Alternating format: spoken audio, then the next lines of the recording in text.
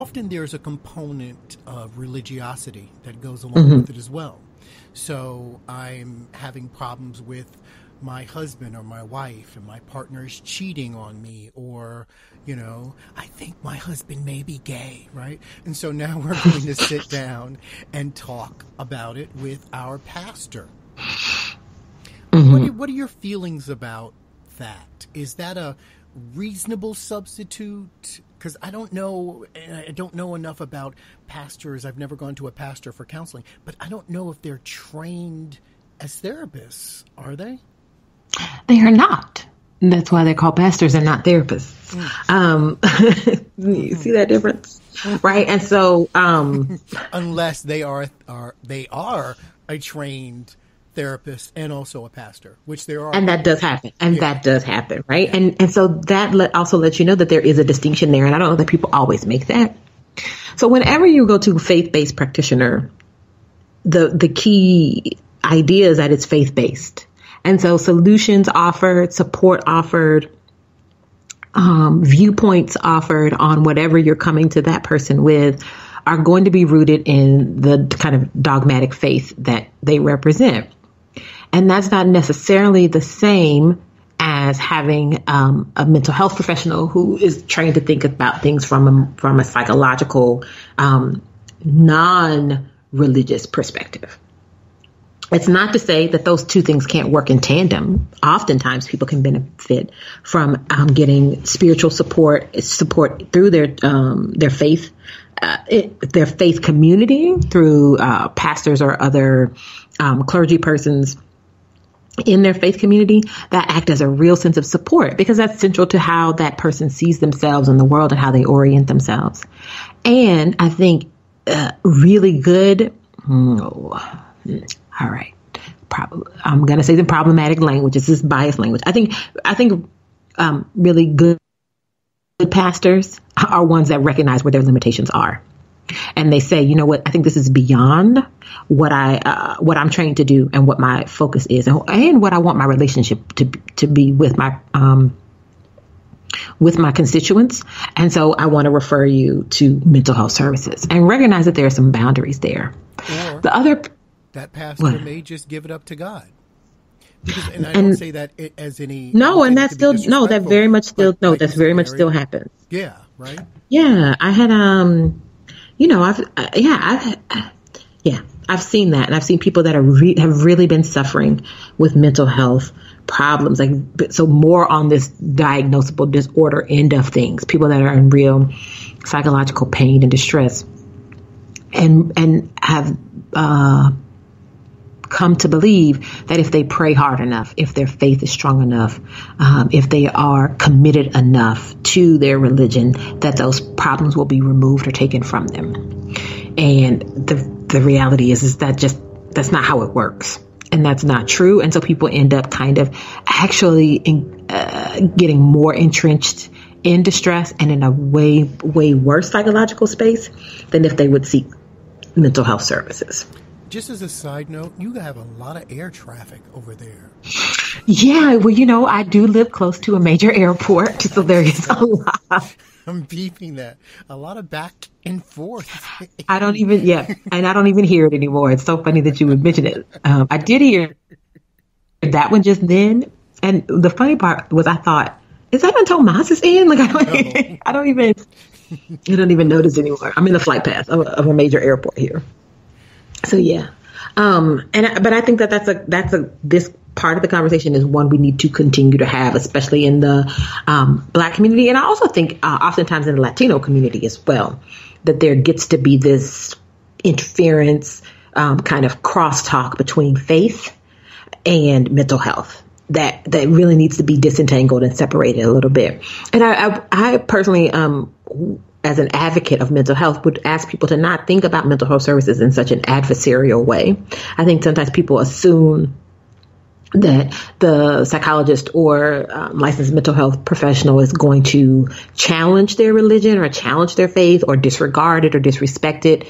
And that's not true of me or many of the folks that I know and respect as practitioners, that people recognize that there are, individuals are complex, that you can have psychological well-being as well as spiritual well-being. And those two things may be connected, but they are not one and the same. And that we really want you to have health in all areas of your life. And the other thing that I will say I think it's come up in a couple different ways, but I want to make sure to really highlight in this conversation is there is a consumer aspect to going to seek mental health services, and that finding the right therapist is a good fit for you is important. And if your faith and your religious or spiritual practices are central to who you are, then you need to find a therapist who can work with that. And you have the right to ask questions in those first couple sessions, or even in a pre-screening consultation around that before you meet with someone.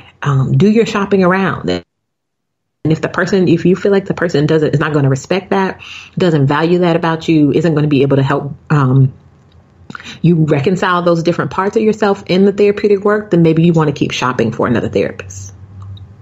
How do I know I have the right therapist? I'm sitting in the room. We are working. It's 3 weeks, 6 weeks, 12 weeks. What's the test for that? Like when we compare it to physical health, you take a shot, you get better. Penicillin, right. You get better. How does one know one's in the right situation? So for me, I don't even think you need to go 6 weeks. I feel like, but this is what I tell my clients. I do a 30-minute pre-screening consultation because I'm listening for whether I can be a good fit for them or not. Like, there are going to be some people that come and they want certain things, and that's not what I do. I'm either not trained in that, or I'm not currently competent in doing that, or it's not a level of severity that I want to take on at this point. So I'm screening. I'm listening to them as much as I'm hoping they are listening to me. I always allow them to have time to ask me questions. So hopefully once you've done that, people, let me say it this way. Listen to your gut. Listen to your experience. If you feel like the therapist is disinterested in you in that initial conversation, if you feel like there's adversarial experience there, if you feel misunderstood, like if any of that comes up, then that's probably not the therapist for you. If, let's say you decide, okay, I want to come in and see this person. I have some things that I always say in the first session. And one of those things is if this is your first time to therapy, here are some things that I want you to keep in mind. And that oftentimes things are more uncomfortable for you in the beginning than they are as you start to work through things. And I say everybody should be kind of open to exploring whether this is going to work for you or not for at least the first 3 sessions. But I ask people to give it at least 3 sessions before they make a decision one way or the other. And I am very active in asking my clients about how did the session feel? Did we do the work that you wanted to do? Did we talk about the things that you wanted to talk about? Let's check in. So I'm very conscious about doing that. And so for folks, if you don't feel like the person is connected to what you're saying, if you feel like they are not interested in what you're saying, if you feel like you are being so challenged that you feel overwhelmed or threatened or exhausted or frustrated at the end of every session, those are things that you're going to look out for to say, this probably isn't the best fit for me. Okay. I had to take a moment. No, because it's interesting. It seems like such a simple answer, right? But it's so hard to do. But so, and I think some of that comes from some byproduct of like working in the medical model, in the medical system. Like you get assigned a doctor, like people always talk about get a second opinion, but a lot of people don't because, insurance companies sometimes make that prohibitive. Like you got an HMO, you go see your primary care and Absolutely. You just stuck with that person. Absolutely. And so this is a different way of thinking about it. When I was diagnosed with the Hodgkin's lymphoma, one of the first things my primary said to me is, I want you to get a second opinion. With the staging, I don't know if the staging is correct. Let's get a second opinion. And I looked at him like, you can do that because I don't know. I don't even know how to do that. Like I don't. Right. I have this oncologist because it was a referral from you.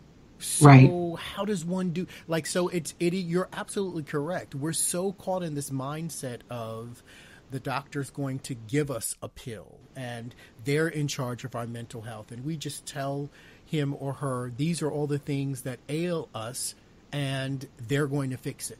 Fix it. Mm-hmm. This requires us to actually be active in our own healthcare to do the work, which I think would be amazing if we could do that across the board completely. And I had to learn how to do in order to basically stay alive, because when you're dealing with all these different specialists, these people don't talk. Don't be fooled. These Right. records are not going back and forth the way they make you think they are, right? So you have to Sadly. be that point person. And so I think this is a really, if only to take ownership of your mental, physical well-being going forward, this is a really great way to do that. I think I think with mental health, you have to be especially protective of yourself and be especially an advocate for yourself and say, you know what, this isn't really working for me. And I've had clients come to me recently and say, yeah, I was seeing somebody else. Let me be very clear. I've had lots in my experience from being a graduate student in training to up until probably last week.